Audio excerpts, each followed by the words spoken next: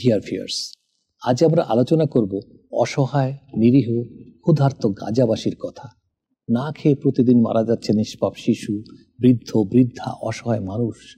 বিশ্ব বিবেক আজ স্তব্ধ, তারা যেন অন্ধ ও বধির। গাজাবাসীর জন্য তাদের কোনো ভাষা নেই। সুন্দর সুন্দর ডিপ্লোম্যাটিক কথার ফুলঝুরি আজ আর শোনা যাচ্ছে না। মানবতার অন্তর্চক্ষু আজ সুন্দর ঝলমলে স্যুট টাইয়ের মধ্যে সীমাবদ্ধ। হিংস্রতা ও নৃশংসতার হোলি খেলা চলছে গাজাবাসীর উপর। আর আমাদের মুসলিম বিশ্বের ধারক বাহক হয়ে যারা বসে আছেন, তারা তাদের বিলাসিতার আনন্দ উল্লাসে আর গদি সামলাতেই ব্যস্ত। শুধুমাত্র কিছু বাণী দিয়েই তারা দায় সারছেন, যেন তাদের কিছুই করার নেই। কিন্তু তারা আবার কিংয়ের টুপি পরে বসে আছেন। প্রত্যেকটা ইস্যুতে তারা ডার্টি পলিটিক্স করছেন। গাজার এই নৃশংসতায় যারা উৎসাহিত করছেন এবং সাহায্য করছেন, তাদেরকে এই মুসলিম নামক লোকরা আবার কথার মরম লাগাতেই ব্যস্ত। আর এই সুযোগে গাজাবাসীর উপর হামলা হচ্ছে নৃশংস থেকে নৃশংসতম, নিষ্ঠুর থেকে নিষ্ঠুরতম। হায় রে মানুষ, হায় রে মানবতা। এই ভুক্তভোগী গাজাবাসীকে নিয়ে আজকের আলোচনায় আপনাদের সাথে আছি নিউ ইয়র্ক থেকে আমি শেখ এনামুল কবির লুলু। না খেয়ে মারা যাচ্ছে গাজাবাসী। গাজার মানুষ প্রায় 1.5 বছরেরও বেশি সময় ধরে চলা ইসরায়েলের বর্বর হামলায় ধ্বংসস্তূপে পরিণত হয়েছে ফিলিস্তিনের গাজা উপত্যকা। সেখানকার আর্থ সামাজিক সব অবকাঠামো ধ্বংস হয়ে গেছে। এর ফলে এখন খাদ্যের অভাবে পড়েছেন গাজার প্রায় সব মানুষ। এছাড়া গাজা উপত্যকায় 2007 সাল থেকে স্যাংশনের আন্ডারে রয়েছে। খাবার এখন এতটাই দুর্লভ হয়ে পড়েছে যে ছোট্ট এই উপত্যকার বাসিন্দারা ঘোড়া জবাই করে খাচ্ছেন। বার্তা সংস্থা AFPর সঙ্গে কথা হয় আবু জিব্রিল নামের এক ব্যক্তির। তিনি জানিয়েছেন, নিজ পরিবারের মুখে খাবার তুলে দিতে নিজের 2 ঘোড়াকেই জবাই করে দিয়েছেন তিনি।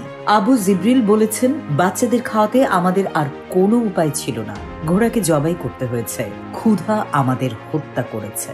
আবু জিব্রিল আরো বলেছেন, আমরা বড়রা হয়তো থাকতে পারছি, কিন্তু 4 বছর 5 বছর বয়সী এসব শিশু কি করছে, যারা ক্ষুধা নিয়ে ঘুমাতে যাচ্ছে আবার ক্ষুধা নিয়ে জেগে উঠছে।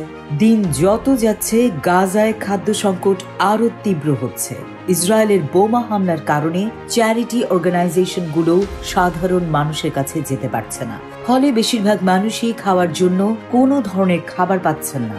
এছাড়া পর্যাপ্ত খাদ্যও গাজায় ঢুকছে না। ক্ষুধার যন্ত্রণায় গাজার বাসিন্দারা এখন পচা ভুট্টা, পশু পাখিদের খাবার যেগুলো মানুষের খাওয়ার জন্য উপযুক্ত নয়, লতা পাতা ইত্যাদি খাচ্ছেন।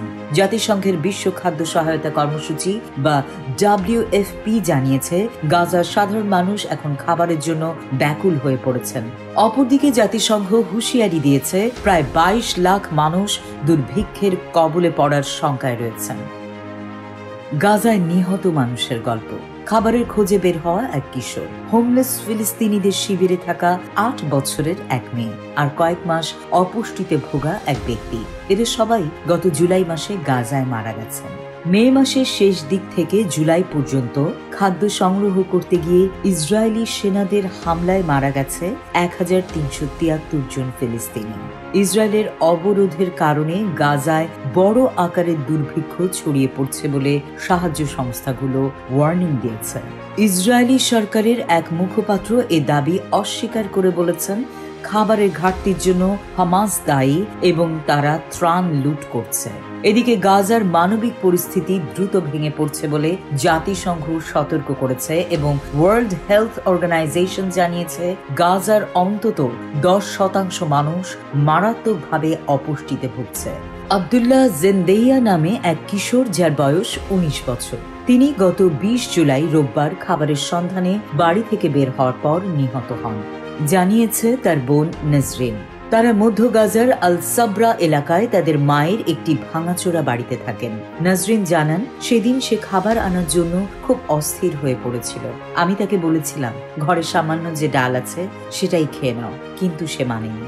বিকাল 4টায় আব্দুল্লাহ বাড়ি থেকে বের হয় এবং পরিবারের জন্য কয়েক কেজি ময়দার বস্তা আনতে সে উত্তরের পথে 5 কিলোমিটার পথ হাঁটে। মূলত সেখানেই সপ্তাহে একবার ত্রাণের ট্রাক আসে। তার সঙ্গে ছিল 2 ভাই এবং কয়েকজন আত্মীয়। রাত 11টার দিকে এক ভাই, তার নাম মাহমুদ, সে নাজরিনকে ফোন করে জানায় তারা যখন ত্রাণের ট্রাকের জন্য অপেক্ষা করছিল, ইসরায়েলি সেনারা তাদের উপর গুলি চালায়। মাহমুদ জানায় আব্দুল্লাহ মারা গেছে এবং তারা আহত হয়েছে। কথা বলার সময় নাজরিন তাদের ছোটবেলার সেই দিনগুলোর কথা মনে করেন, যখন তিনি আর আব্দুল্লাহ গাজার সি বিচে বিকেলে হাঁটতে যেতেন। নাজরিন বলেন, আব্দুল্লাহ স্থানীয় মুদি দোকানদারের সঙ্গে কাজ করত, তাদের জন্য ফল ও সবজি বহন করত এবং তার স্বপ্ন ছিল যুদ্ধ শেষ হলে নতুন ব্যবসা শুরু করা। হামাস নিয়ন্ত্রিত গাজার বেসামরিক প্রতিরক্ষা সংস্থা বলেছে, ওই দিন গাজা জুড়ে ইসরায়েলি গোলাগুলিতে মোট 93 জন নিহত হয়েছেন এবং আহত হয়েছেন আরো অনেকে। মূলত ত্রাণ বিতরণের পয়েন্টগুলোর কাছে এসব হতাহতের ঘটনা ঘটেছে। 8 বছর বয়সী সেলা মাহমুদ। এক ভোরে মেয়েটি নিহত হয় বলে জানায় তার মা আলা শেহাদা। মা বড় 2 বোন, যাদের বয়স 13 ও 14 বছর এবং 6 বছর বয়সী এক ছোট্ট ভাইয়ের সঙ্গে উত্তর গাজার আল শাতি এলাকায় হোমলেসদের জন্য তৈরি একটি শরণার্থী শিবিরে থাকতো ছোট্ট এই মেয়েটি। এক সন্ধ্যায় আলা বলেন, বাকি 3 সন্তানকে রেখে তিনি তার 13 বছরের মেয়ে খাবারের জন্য কয়েক কিলোমিটার দূরে জিকিম হেলথ সেন্টারের দিকে রওনা দিয়েছিলেন। কিন্তু রাত প্রায় 1:45টায় তিনি দূরে গোলাগুলির শব্দ শুনে ভীষণ ভয় পেয়ে যান। তার মনে হতে থাকে খারাপ কিছু ঘটবে। আলা বলেন, আমার মনে একটা ঘা লাগে। মা হিসেবে আমার মন বলতে থাকে আমার সন্তানেরা বোধহয় হামলার শিকার হবে। পরিচিত কিছু মানুষের সাহায্যে আলা ক্যাম্পে থাকা তার বড় মেয়েকে ফোন করতে সক্ষম হন। বড় মেয়ে নিশ্চিত করে জানায় যে তারা হামলার শিকার হয়েছে এবং শেলা মারা গেছে। এই ঘটনা শুনে আলা বলেন, আমার হৃদয় ভেঙে গেছে। বাকি 2 শিশু বেঁচে আছে কিন্তু মারাত্মকভাবে আহত হয়েছে এবং তারা গাজার আলসিফা হসপিটালে আছে। আলা বলেন, শেলা শেষ কয়েকদিনে প্রচন্ড ক্ষুধার্ত ছিল। তার মায়ের কাছে শেষ কথা ছিল, পেট না ভরে যাওয়া পর্যন্ত পুরো 1 বাটি ডাল দিয়ে ভাত খেতে চাই মা। ভাবা যায় গাজার শিশুর চাওয়া কতটা কম। পেট ভরে 1 বাটি ডাল খেতে চায় তারা। কত শিশু, কত বৃদ্ধ না খেয়ে মারা যাচ্ছে সেখানে। খাবার দেওয়ার কথা বলে ইসরায়েলি সেনারা ফিলিস্তিনের ডেকে নিয়ে তাদের উপর গুলি চালাচ্ছে। আজকাল প্রায় প্রতিদিনই প্রায় 100 ফিলিস্তিনি নিহত হচ্ছে, অথচ আমরা বিশ্ববাসী চুপ করে দেখছি। মানবতা আজ মুছে যাচ্ছে, সেদিক থেকে কোনো কারো ভ্রুক্ষেপ নেই। মানবতার কথা বলে যারা কত বয়ান দেন, তারা কেউই ফিলিস্তিনের রক্ষা করতে এগিয়ে আসছে না। সবাই যেন অসহায় কিংবা কারো কিছু করার নেই। দর্শক, বিবেক আজ নীরব দর্শক। বিবেকের কোনো ভাষা নেই। আমরা যারা এই সব কিছু দেখার ও বোঝার পরও নিজেদের ভোগ বিলাসে ব্যস্ত, তাদের চোখ আল্লাহ খুলে দিন, এই কামনা রেখে আমি শেখ এনামুল কবির লুলু আজকের মতো বিদায় নিচ্ছি। আল্লাহ হাফিজ।